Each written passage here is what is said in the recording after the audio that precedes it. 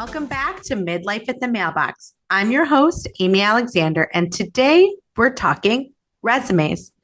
I'm curious how many of our listeners have ever been impacted by a layoff or a reduction in force.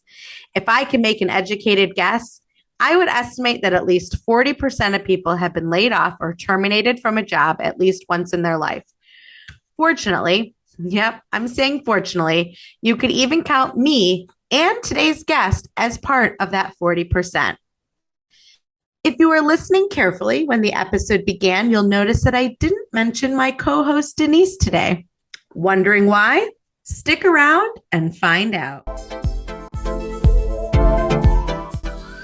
Thank you so much for joining me for another episode of Midlife at the Mailbox.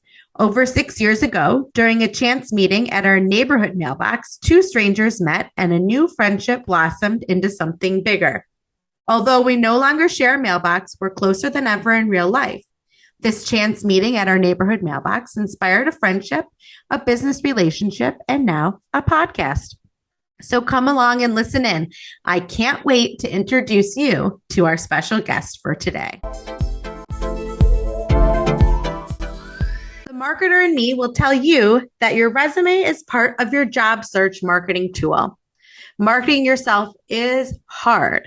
I can attest that I could talk all day about myself and when I was suddenly let go from my position during the pandemic. I can tell you where I was when I got the call, how I felt afterwards, and what it took me to move forward. At the time, I didn't see getting laid off as a blessing. I just thought, what am I going to do? I also thought about how I was going to have to update my resume, something that I had not done in many, many years. As a girl feeling down on her luck, I connected with my friend, and together we put together a plan to move forward. Today's episode, it's not about me or my experience being laid off suddenly from my job. However, I felt it was a good segue into introducing my guest today, my co-host, Denise Rabat. Welcome, Denise. Hey, Amy, I'm on the other side of the microphone and the mailbox today. It feels a little different, but I'm excited. I'm excited. I'm so happy that you're here and you're our guest on this episode. Yeah, it's the ninth mailbox episode. The ninth. Yes, I know. So this is fun. So yeah, resume. It's something that often comes up in conversations, right? And as Amy shared with you briefly during the story earlier, the candidates that I work with as a career coach, the most often requests I get from friends and family too, and everyone is, "Hey, Denise, I haven't updated my resume in so long. Like, can you help me update it?" And, you know, I usually just stop for a second and I don't immediately reply. And because I rarely want to jump in and say, "Hey, let's rewrite this thing," when I'm actually helping people transition to a new job or career, because it's actually not the first thing that I usually do with people. I can't wait to hear more about that. So, we're going to talk shop about resumes. As Denise mentioned briefly just a second ago, she's a career transition coach and a resume specialist.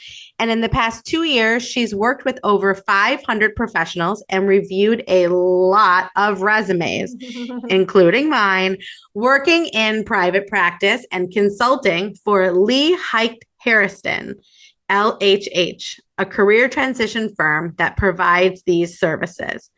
Additionally, she also does her own private practice through Denise Rabat Career Coaching. And so she is going to share what the current trends are, what professionals are should be focusing on in their updates, formatting, and so much more. So before we talk resumes and get down to the meat and potatoes of the episode, I wanted to catch up because it's been I feel like we're a little overdue for this episode, but August has been a little crazy. You were in Greece. We were finishing up the end of summer. So I wanted to just catch up and share if there's been any midlife moments that have popped up over the past few weeks. Well, I'm so excited I still get to do my midlife moment on the other side of the mailbox sure. As a special guest. But yes, it's been a really fun, exciting, and yeah, kind of busy August, right? In a good way. So I was thinking about like the podcast a lot when I was on my trip and I took the trip, guys. That was episode like 2 or 3. And then I said yes. That was episode 9 to fun while I was gone too. Took my kids to Disneyland. So I feel like I've got a lot of myth, and I dated my mate when I was on my trip. That was like episode 5 or 6. So I feel like I've been living the podcast. And so I've You've been been excited taking your about own it. advice. Yes, yes. My mom reminded me of that actually. Thanks, Mom. When I decided at the last minute to take my kids to Disneyland, despite, being jet lagged and tired and worried if I was going to catch COVID again.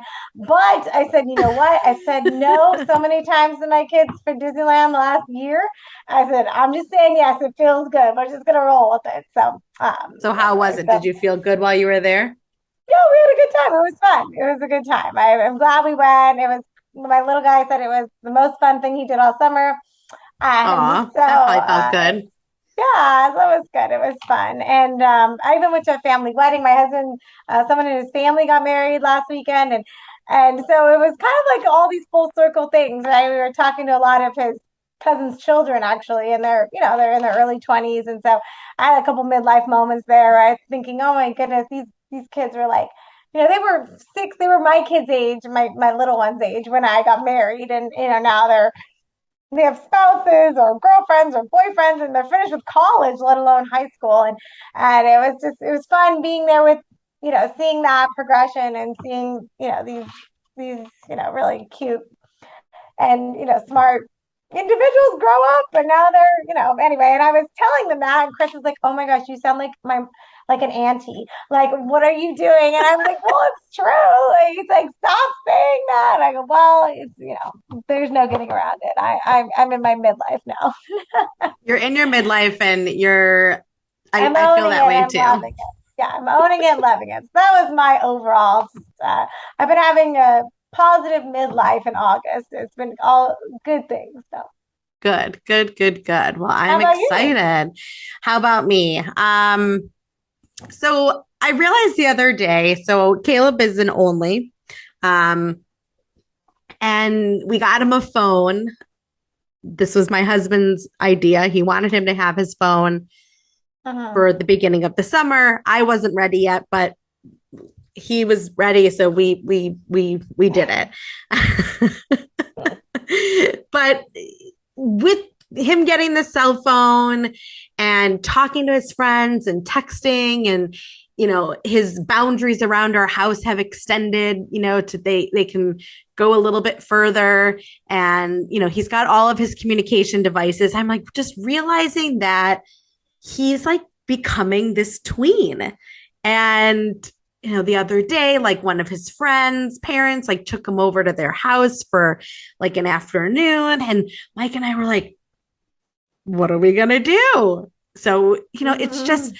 it's well, my midlife moment is like realizing that he still certainly needs me, right? He can't cook. He could do his laundry, but he still relies on us for certain things. And obviously he can't drive, but he's also learning how to be independent from us. And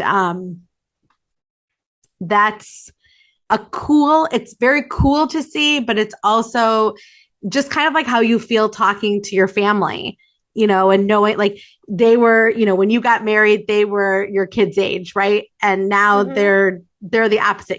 I feel like this, like just like you're now becoming like this passenger in their life in some respects. And I know it's only gonna change and become more, from the sidelines as they get bigger. But um, yeah, that was kind of this kind of realization that I'm like, damn, like I really need to up my golf game and find some hobbies.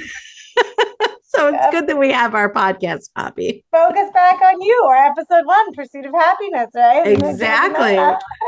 Exactly. All good things. So yeah, that's kind of my midlife moment is is Nice. is that Yeah. realization. Well, it's back to school time too. It feels, things tend to get real, right? This time of year, so it's a good thing.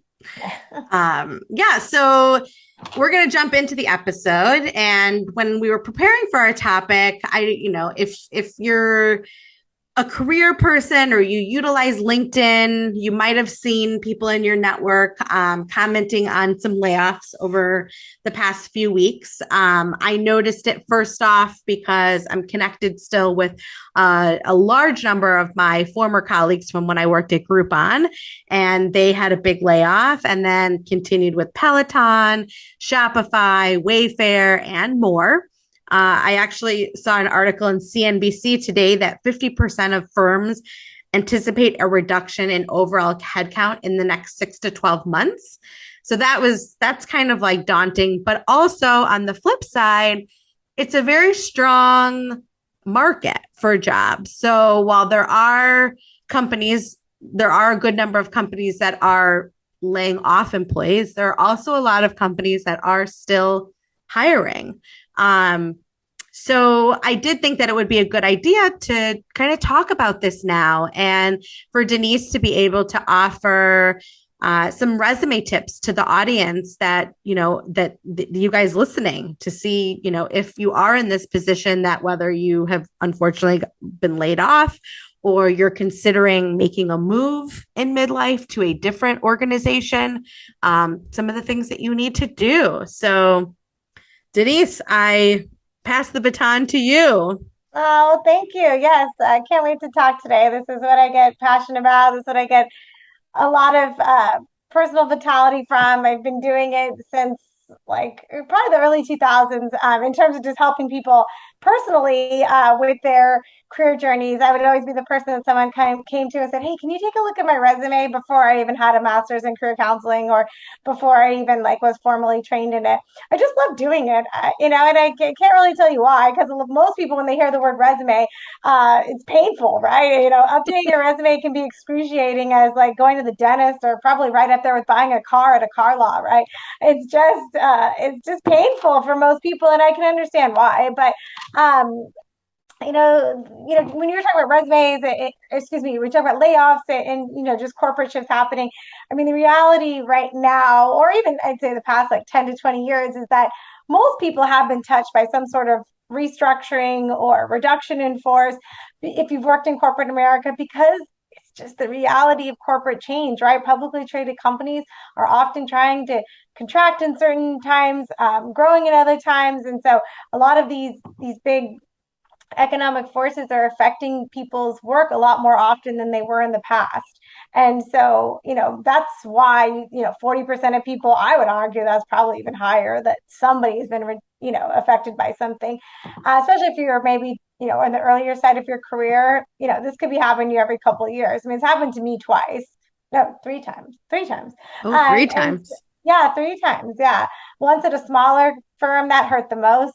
Then the second time was at a larger corporation when I was a Warner Music Group in the early 2000s, and then fast forward to 2019, and when my role was impacted at Symantec. But every time I've grown and learned something new, and I think that's and the taboo has actually changed. It was definitely taboo in 2002 or one when it happened to me more. It felt personal.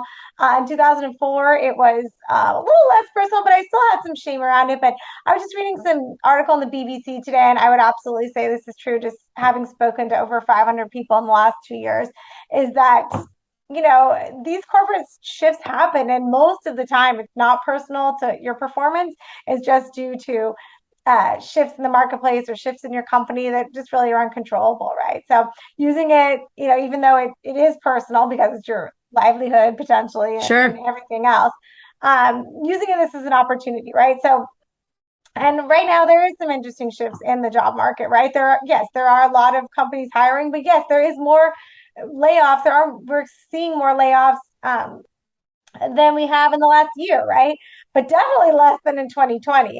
When I first started consulting doing for Lee Hecht Harrison, it's early in mid to 2020. I mean, there wasn't enough time in the day to talk to people, about that. So it's definitely better than in 2020 when we were seeing huge shifts in the labor force due to the pandemic and the uncertainty with supply chain and everything else, right? I mean, things are not to that level, but in that round of layoffs, I talked to people that hadn't probably ever experienced a layoff before, people that had been with their corporations for 20, 30 years.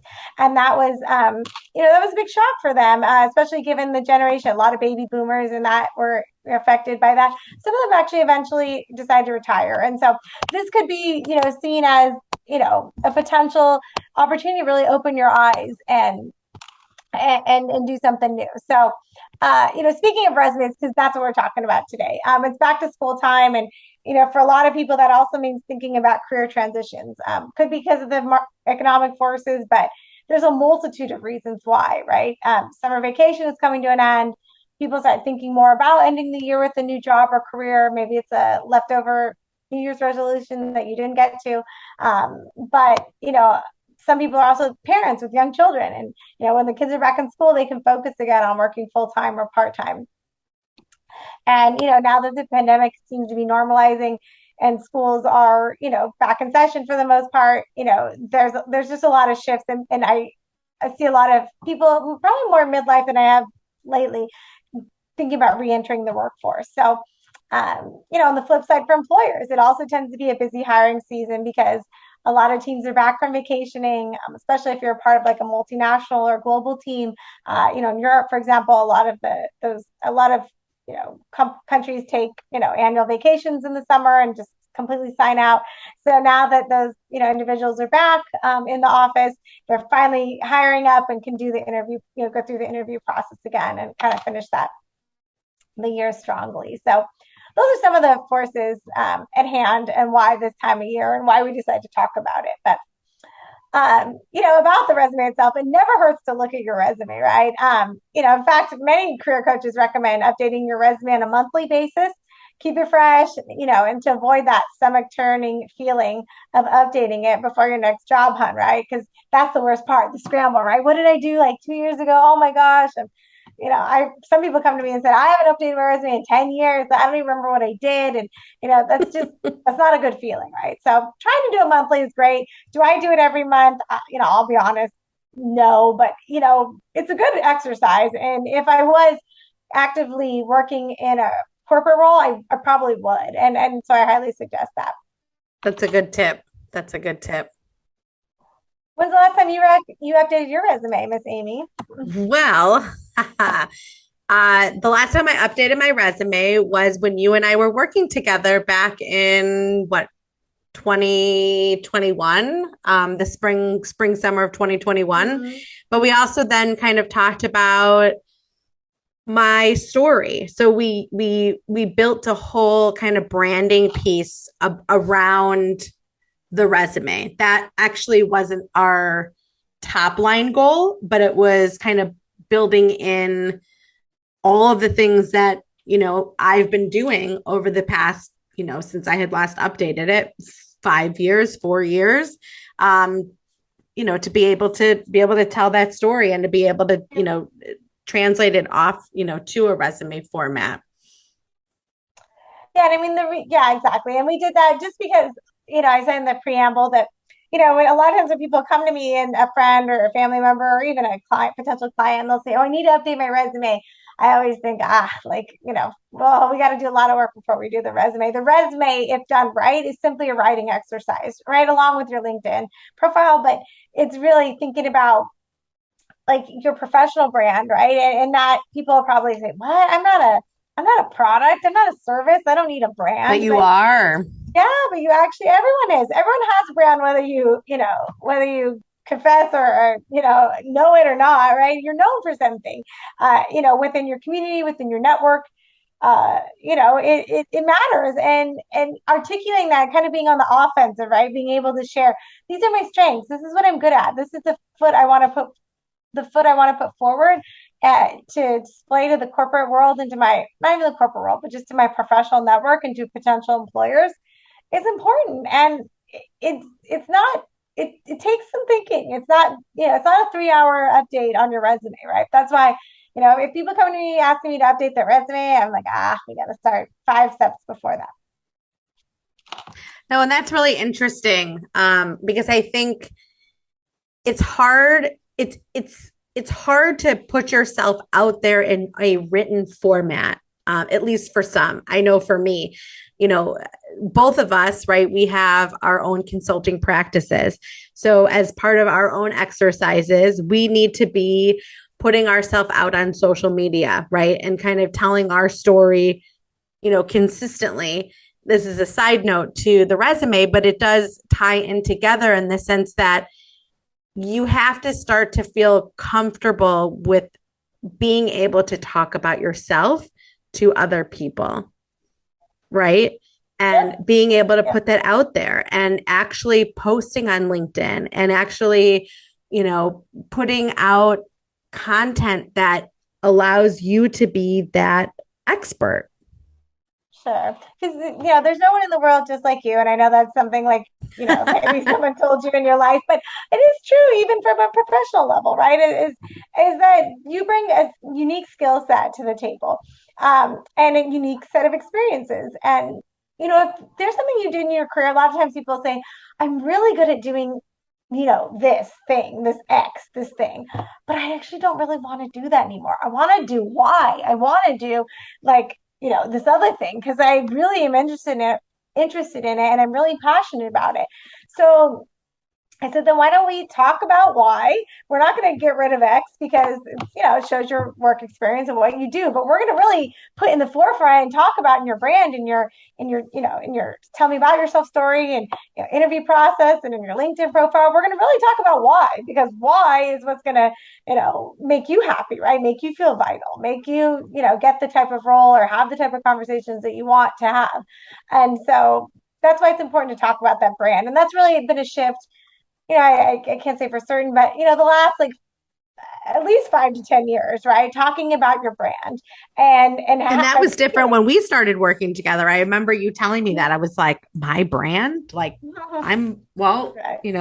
I know brand from marketing. I can brand my clients' businesses, but branding myself, that was very, very not like a comfortable practice for us or for me when we were working together. I remember that. But, we've obviously talked about that if it's been a while since you updated your resume, and we're kind of chatting about these branding statements and things that you should be doing regularly and various Mm-hmm. exercises. So tell me, like, if it's been a while since you've updated your resume, what are some trends that you're seeing in the resume world? Kind of break it Sure. down for those of us who haven't Sure. updated our resumes in a while. Absolutely. So first one, and we've already kind of touched on it, is branding statements, right? Or the concept of a brand, that the professional, the individual that is representing the resume is a brand, right? Gone are the days of objective statements. If you remember, even 15 years ago, a lot of resumes, I still see some with the objective statement, objective to get a job as an administrative assistant working in the real estate industry. Um, while that's, not horrible, it's definitely not the standard any longer, right? Why Um, why why is that? Why do you think that has shifted? don't you think that's limiting?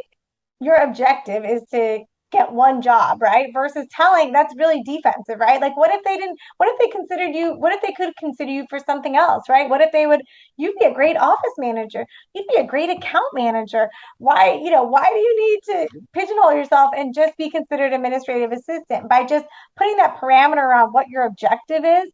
Especially if it's very narrow, like the one I just mentioned, like to find an administrative assistant, a challenging role as an administrative assistant in the real estate industry. It's just limiting yourself, right? Instead of thinking broader, right? Thinking about flipping it around, right? In a branding world, you might put, administrative professional as your title, your branding statement, and then talk about, had 5 years as working as in a fast-paced environment at the top five, in the top five real estate brokerages in the country, supported two realtors, that were, $1 million plus, or million dollar club real estate agents, and and just so on and so on. Sure. I'm riffing that completely, but and instead of talking about you want to be administrative assistant, but why not talk about everything else that you've done, right? And so that's kind of the concept, right? It's not to pigeonhole yourself into one role or one thing. It could be a lot of different things, right? So I was They dominate. listening. Well, I was going to say one thing. I was listening to a podcast recently that was actually touching on similar, not about like Mhm. fully resumes, but just talking about how the jobs that you do, even tweaking the what the job description, right? So you talked about the administrative assistant. So, for example, if you are a copywriter, maybe right Mhm. now people aren't really looking for copywriters, but this was the example. You can write copy for any platform. So starting to put on your resume that you are a UX copywriter. So that would be like a user experience Mhm. person that can talk about that can write about things for websites. And so that's though like finding the appropriate buzzwords. So would those be things that you would work with your candidates on is finding buzzwords to tweak more generic job titles like a copywriter if that was something that somebody was coming to you that they recently got laid off and they're looking for something new. Does that make my question make Sure. sense?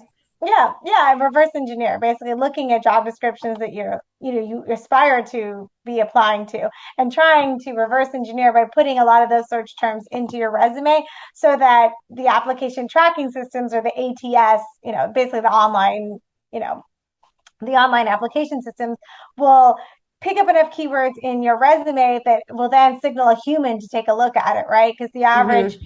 the average resume, if it doesn't have an 80% match rate of the words on your resume match the job description, it won't even be seen by a human, more than likely, especially for roles that are, highly competitive. So you want to do that, absolutely. Yeah, tweaking that. Yeah, and just keeping yourself open to opportunities. So the whole concept of a branding statement instead of the objective statement is just a way to like keep your options way more open and be on the offensive, right? Talking about what you have done, different industries. Maybe you have worked for 5 years in real estate, but you really want to break into entertainment, right? We can, maybe you did an internship in entertainment. Somehow we can weave that into the branding statement. Maybe you're taking a course at a community college to get experience in, how to break into the entertainment industry. We can talk about that. That'll help your search term, match success rate, things like Cool. that. You know what? So, Before you go on, because we've talked about a little bit, it's the ATS. Is that what mhm, you just said? yes. That was something I remember when you and I started working together that you had mentioned to me. So if someone hasn't been looking for a job for a while or hasn't needed to, can you just give like a brief overview of what that ATS is and how when you're working on your resume, focusing on certain keywords and why that's important? Sure. So, an application tracking system or ATS system is what large, all large corporations have. If you're using an online application system, which they all are, right? Even middle to small companies have, signed on to these. And really, it's, if you want to, you see a job opportunity on LinkedIn or Indeed or wherever you're finding it, right? Or the company's website, and you think, okay, I'm going to submit my resume. I'm going to upload it to the tool, and then I'm going to submit my information. Well, that all takes place through an ATS or application tracking system. Workday is a very popular one, for example. There are hundreds of others. I just using Workday as an example. If you've noticed, if you've seen Workday in the URL when when you hit on that apply link, you might see that.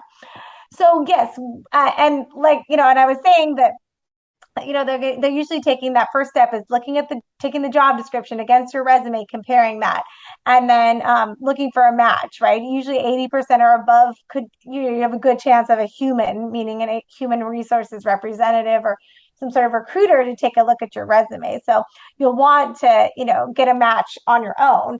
Ways you can actually, get a preview of that is there are some tools online, tools like jobscan.co.co. It's a Canadian based company. You can get a couple of scans for free. You can just get a litmus test, right, of what your percentage would be. Some people are shocked. They think, oh, I'm a shoe in for this role. And I skim the resume and I'm like, let's see for sure. I don't see some things in here that I think are in the job description. So we do. And sometimes they'd be surprised to see 50, 60%. And, in highly Mine competitive were always situations, really low. yeah, in those highly competitive situations, more than likely, if they have more than one candidate, you're not going to be seen, right? So you'll want to make sure that that success rate is much, much higher, right? And there are ways to tweak that. So JobScan is a great resource to do that if you haven't done that yet. But that's what they use, and that's why people get frustrated though, because they can't get past the ATS or the online Right. application systems, and then they blame their resume or or the job market, or maybe their age. You hear a lot of that ageism in the workforce, and Sure. even on the younger side, right? But a lot of times it's just trying to beat the ATS. You could do it. It's just It's like a learning game. how. Yeah, well, partially. I mean, it's the whole point of the resume is to really gain the interview. So the branding statement can help you do that by being on the offensive, and also looking at the job description for the roles you're applying to.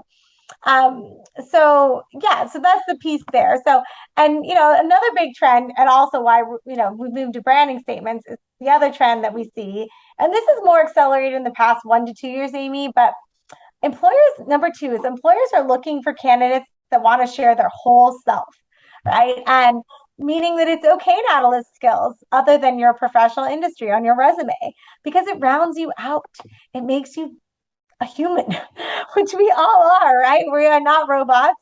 And, more and more corporations are looking for to learn more about that, learn more about you, what you bring to the table, because it makes for a more diverse workplace all around, right? I'll give you a good example of this, because some people say, well, I'm not, sharing that I'm in a bowling league, 5 days a week, and I mean, Or you're nurturing your flock of plants. I know. I don't talk about my plants, but I do talk about other things. I talk about, like in my brand itself, like on my resume, I talk about other things. And so, for example, I had a woman I was working with. She was like a VP level marketing executive, recently impacted by a change at a gaming company. And so she was sharing her, really impressive profile. And then I said, well, what do you do in your free time, right? What gets you excited, right? And she said, well, actually, I'm a tea sommelier. And she has an actual certification. It was on her LinkedIn. And I was like, that is fascinating. And I was just so impressed with that. I go, well, you're going to include that in your branding statement, right? When we update it. And she's like, really? Would you? I go, absolutely. It's a conversation opener. It's an icebreaker. And it's really cool. Never, I don't think employers have ever expected you to not bring your whole self to work, but now it's just acceptable to actually talk about it a little bit more, Right. and know that you can do that. So while I'm not, suggesting you put, everything on there, I mean, I think a couple of things that are, you're proud of, right? Whether it's volunteer work, passions you have outside of work that, round you out, right? She received a certification as a sommelier. I imagine that was probably took up a lot. That was time consuming. Did it take away from her work? Absolutely not. It makes her a more diverse professional. So I just, that is another big trend, is you don't have to leave your personal life at home, or all of it, should I say. What you're comfortable sharing, that you think would enhance your professional profile. In an interview, that would also be talking about your family, talking about interests and hobbies outside of work, right? That's another huge trend, and it's more and more now. That, I'd say, the last couple of years, that has not always been a huge trend, but that Right. is something new. I feel like Um, talking about, being a mom, right? That was mhm. always like a no-no. Like we don't want to talk, we don't want people to know that we're moms and we have kids at home, because I feel like employers sometimes think that we're not going to be working to the best of our ability, because we're always going to be thinking about our kids or what, or focused on that, when I think actually mothers are, I think, great employees, because they balance a lot of stuff around the household and at the office. And, so I think it's an interesting shift in being able to start to talk about all of that. Sure. A working parent is no different than any other employee in the fact that they're trying to give their best and their all, and we're just all at different life stages, right? I mean, this is really what this podcast is all about, Right. right? And so even working dads, right? I mean, you're probably on the flip side, a dad might feel guilt potentially if he were to say, I'm going to my son's soccer game at 4:30, right? And maybe he has a meeting. But I feel like the post-pandemic world and the pandemic really, opened that up for professionals, and because everyone was invited into everyone's living room via Zoom, basically. So you saw children walk True. by, you saw, the insides of their homes, you saw everything, right? And we all a lot of people put their lives on display. I mean, and it just showed they're real people. We are all real people, and there's no reason why you can't talk about being a T sommelier and as part of your professional profile, and and to that be acceptable as part of who you are. Um, Sure. so yeah, so I think that's probably more, like I said, it's much more recent. But we encourage it. It just makes for great conversation, especially in an interview. It might not be, you know, your break all in the resume portion. I know as we're talking about, but when you include it in your resume, it just gives you a lot more fodder and a lot more base to talk about it in a future interview. So. Cool. Great And tip. who knows? Maybe the person that's reading the resume, if it got through the ATS on the other side, also is into tea. And then, you guys just start talking about, yeah, Yeah. tea. Hit it off. I'm into matcha tea these days, so maybe it caught my attention. But at any rate. But another thing we're seeing in terms of like the content of the resume, the third trend, and this is also not necessarily new, but it's something you should have if you haven't updated your resume in a while, is that the experience section, right? The meat and potatoes. So you've got your name, your contact information, the branding statement below it. A lot of times there's these skills that are bulleted that we put for the ATS so that it picks up those things as part of the job description and things that you know how to do. But the next section, right, which is the biggest part of the resume usually is, and where people get tripped up the most with time and making sure it's perfect, quote unquote, is the experience section of your resume, right? And a lot of times that, used to reflect a task driven resume, meaning you try to list, basically you reprint the job description that you had, right? And Right. you would say, these are all the things I did, a huge laundry list. I coordinated this event. I managed this task list. I served as, the liaison to do this, and, et cetera, et cetera. And while that's important, it's actually pretty overwhelming to read. And so what now in resumes are focused on, a lot of reasons too, because employers just can't read through all of that, is focus on an accomplishment driven resume, right? What did Okay. you do? What did you do that was, you're most proud of, or that, really stuck out, or that you were really able to have success projects that were successful, right? And have that be quantifiable. If you can make that quantifiable, that's the resume gold. So, but accomplishment driven, not just like everything you did, because it just provides for more stories. It provides really, for what sets you apart from the other person that might have done your job. Hmm. All right. I So, like for that. example, I'll give you an example. So, if you said, let's say, so maybe you're an accountant, right? So, maybe you could say manage caseload of 10 clients during, a busy tax season. Okay, let's just say that. That would be a task driven bullet on your resume. But if you were to flip it around for an accomplishment driven resume, right, you could say manage portfolio of the top 5 entertainment companies and their accounting profiles, sat on site and was able to uh, minimize risk for these corporations by 10%, for example. That tells me so much more than you managed, X amount of clients, in your job, Totally. right? Yeah.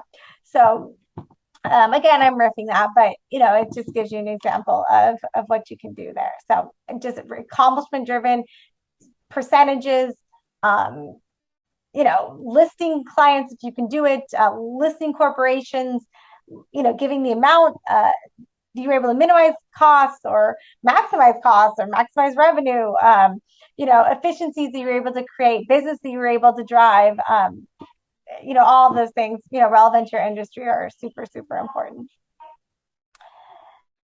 And a lot of people say, well, oh, I just don't remember that, or especially if they haven't done it in a while, or if they're not kind of, their mind's not trained to think about it that way. I said, that's okay. It doesn't have to be exact. Or maybe they say, I can't share that because, it'd be proprietary. And that's okay. You can estimate, right? You doubled, you tripled, you increased by 5 times the Or if you're amount of like in clients. sales talking about your your sales goals, right? Of how you increased your sales goal by X%, right? Like you hit it Right. out of the park. So yeah, and knowing those numbers. But I think that's also a good point of when you do something that you're proud of or that you think could be something that sits on your resume to write it in or put it house Mhm. it someplace so that like when the time comes, or pop it into LinkedIn. I feel like that's an easy place so that you can always go back and pull from there, for your resume and people potentially could see that. Yeah.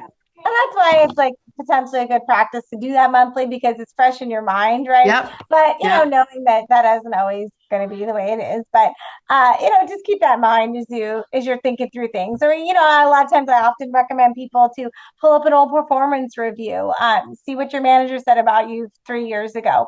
Ask for those. If you don't already, if you don't receive a copy of those, if you're currently employed, ask for those. Any HR department that's, you know, and a publicly traded company is required to hold those too. So for a certain amount of years, I don't know how many. So if you are a part of a large corporation, you should be able to get them also, Interesting. from the past. And then you can pull those up and see, the accomplishments that you did, right? If there's any record of that, it's just makes that process so much easier, especially if it's been more than a year, right? Everyone forgets. You're Yeah. not, I mean, Yeah. everyone has amnesia. I mean, and I always suggest to people if they're out of work and they can't access their old email or they're, for whatever reason, they can't get old performance reviews and they really just can't remember, I'll say, call an old colleague, or not old, but call a former colleague. Call someone that you worked with. Let them jog your memory, what you worked on, what you did. It's just any nugget that will refresh your own memory, right?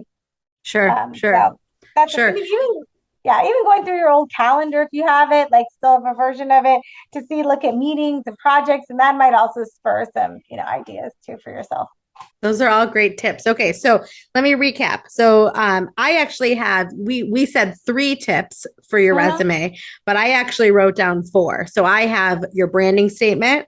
I have mm-hmm, bringing your whole self to your resume. mm-hmm, I actually wrote down, which you did not, we weren't originally talking about, but we talked about the ATS and that bullet of skills because I mm-hmm, remember that when you and I were working on my resume, that was something that I did not have. I kind of had like a paragraph. It was a little hard for me to wrap my head around all of that, but that bullet of skills for the ATS.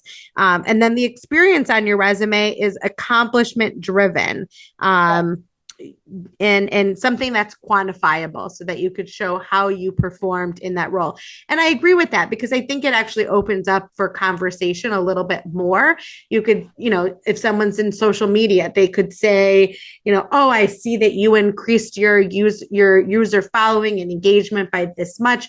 What were some of the tactics that you did? So that it Mm-hmm. actually becomes more of a like a yes no, not just a yes no statement, but now we can actually converse about it. Yep. So those are all super interesting and really, really helpful.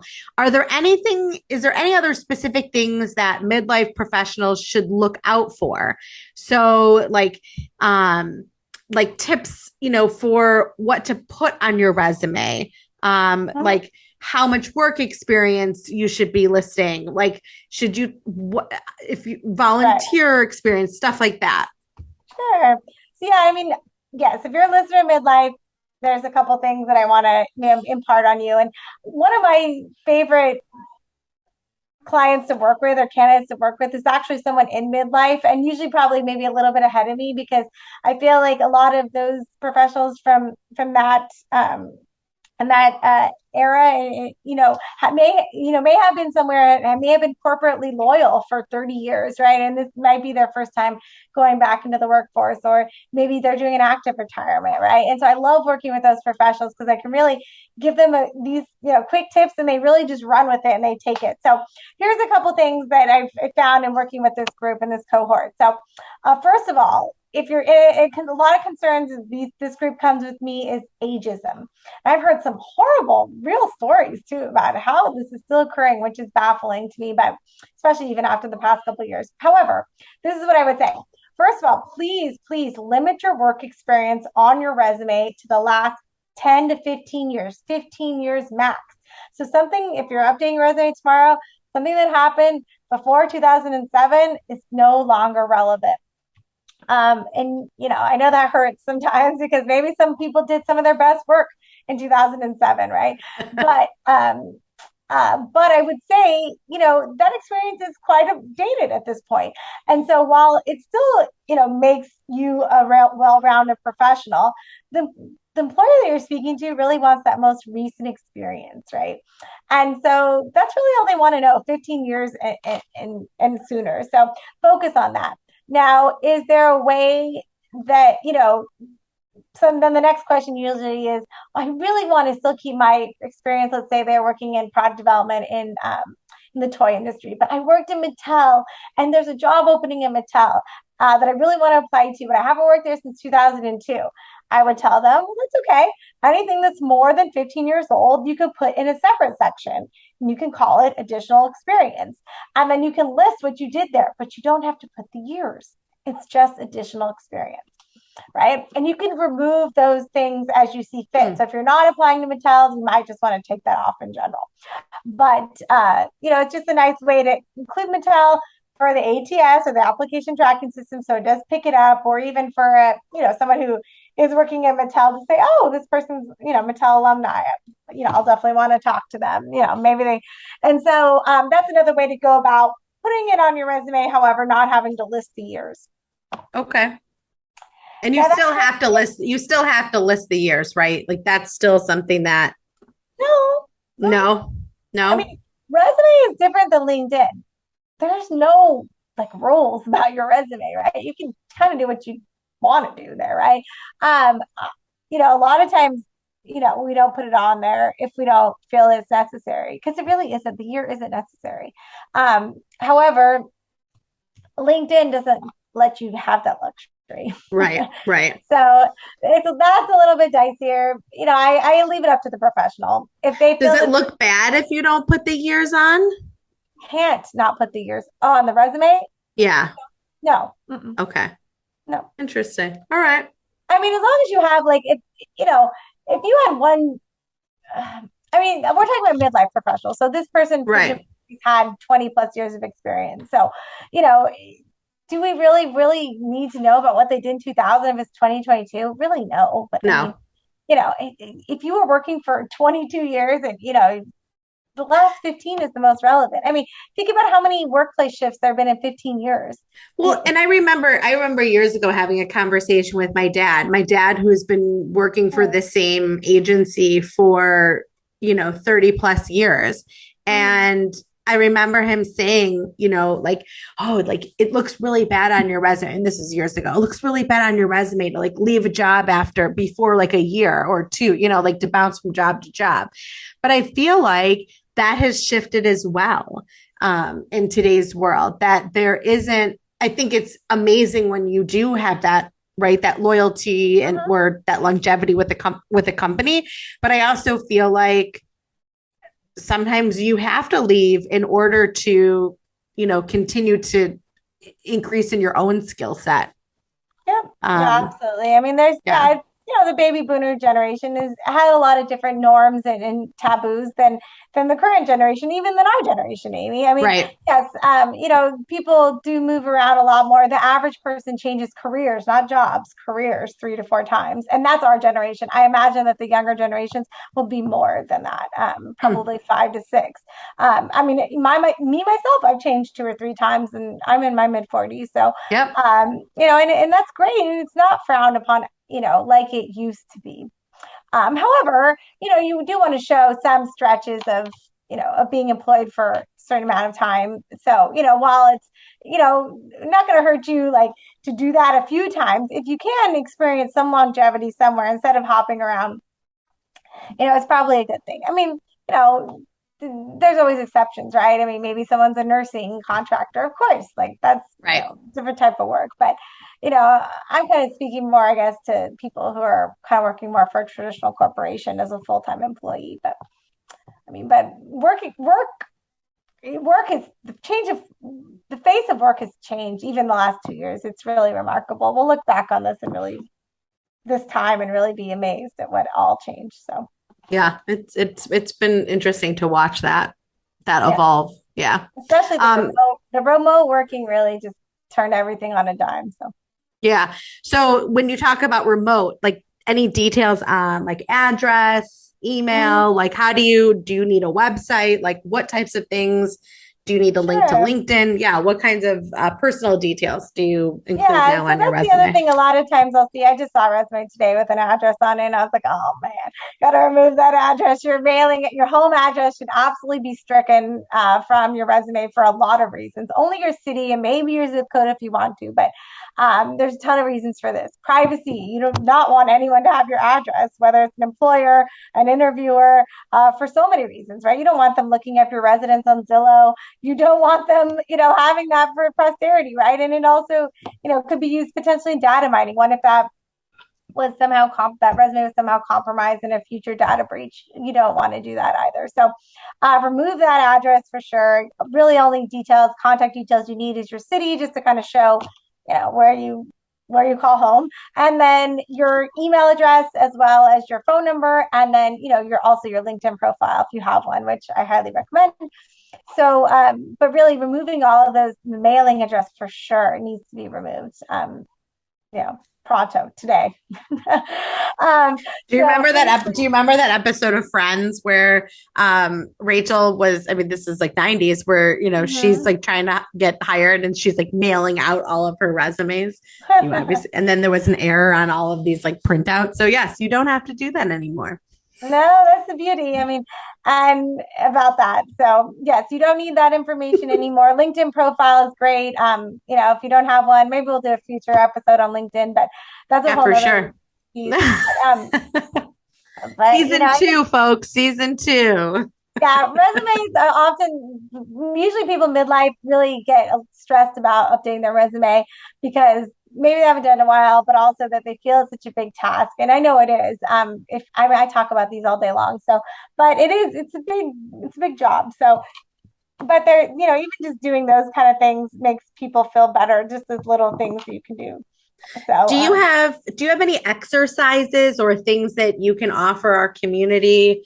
Um, if they're in a position that they need to rework their resume or rewrite or tweak. yeah, absolutely. I mean, like Amy said, the whole idea of this. I mean, obviously, I talk resumes all day long, but Amy, commented on it recently in her LinkedIn post. She was seeing a ton of attrition and a lot of impacting people being impacted at places like Peloton and Groupon, and I mean, of course, I speak to individuals all the time from different corporations, and so we thought, well, now's the time, right? Maybe we should talk about resumes. It seems to be a hot topic, and the great reshuffle, right, which is what was happening the last couple of years in terms of some people willingly quitting their jobs last year. That was a big deal, quitting their jobs Yeah, because they weren't happy and they wanted more purposeful work. So yeah, there's all kinds of things at play here, but since the mailbox community is special and personal to me, and we're really trying to support our listeners and be a good partner in the community. I'm going to share a resume template. It's going to be a Microsoft Word. It's going to have generic text in it that anybody can go out and then update their resume with a format that includes the branding statement, that includes the type of contact details, that includes the skills section, and you could see this kind of a guide and a template, and you can use it and personalize it for your own.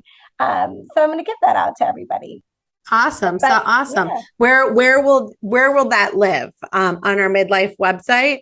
yeah, we're going to put a link to it on our Midlife at the Mailbox website. I'll also have it cross-linking to my own website, right? Because as Amy mentioned, I work in private practice, and so I'm happy I offer complimentary sessions, 15-minute sessions with individuals, whether you're in my network or not. I love to talk to professionals, see what's troubling them, how I might be able to help. So this offer is always existing, but we're going to include a link to my website. You can set up directly on my calendar and schedule that 15-minute consult. Be happy to take a look at your resume, see where I might recommend we do some things. And then, if we don't decide to work together, no problem. But if we do, I also offer coaching sessions. It's very customized.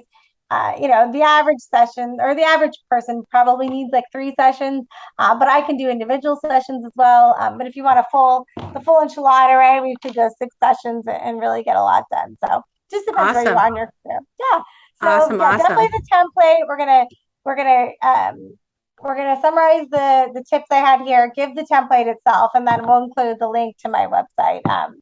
As a standing offer. But feel free to share it too with your network. Love to pay it forward, like Amy said. Even just the smallest tweaks can really matter. I was talking to a gentleman today I'm working with, and he was interviewing at Amazon, and we did a lot of interview prep with him because I love interview prep. It's probably one of my most favorite things to do in this type of work. And so we were going over the superpower. I probed him on all that, how are you going to answer that question? And he literally said it was like, he felt like it was cheating when he was interviewing in Amazon because literally one of the questions was, what's your superpower? And we had gone over it. And so Perfect. he's like, and he shared it with a bunch of other professionals that also got impacted at the company he works at. And so I thought, that's what I do this work for. It's really to try to, just those small nuggets that I can share that I've, collected across the years that if I can share with someone that makes their interview better, maybe hopefully lands them a job, but, just makes them feel more confident in the search. That's really what gets me up in the morning for this type of work. So. Awesome. Awesome. Awesome.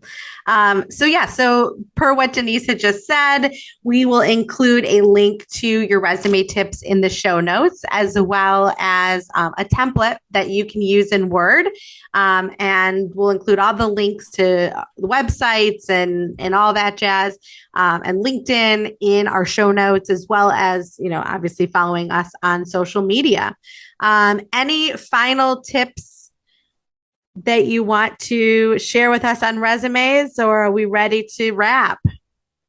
Hey, I would say if there's one thing I'd leave you with is that don't try to do it all in one sitting too. I would never try to do little small increments. Work on it a half hour, an hour, walk away, go back, walk away, go back. You don't have to do it all in one sitting. It can really be overwhelming. So if you try to chunk it out like that, you'll get it done.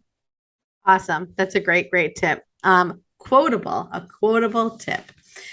So cool. Well, Denise, thank you so much. And that's a wrap on our resume episode this week. We will be back in 2 weeks for what we hope will be another insightful episode of Midlife at the Mailbox. Yes, and our show is produced by us and edited by us. And so if you love it, please, please leave us a review. We've been so humbled by everyone who's come up to us and listening. And so share our episodes with a friend and check out our show notes, and you can get all sorts of great things there. Any links and downloads. And please join us on Instagram and Facebook and Pinterest too. So thank you for letting me share. Like I said, this is what gets me excited about my type of work. So. You were glowing this whole episode. So I'm gonna grab a screenshot of us recording right now, and we'll post it on our social media this week. And we'll see you in 2 weeks. Bye. Bye. Bye.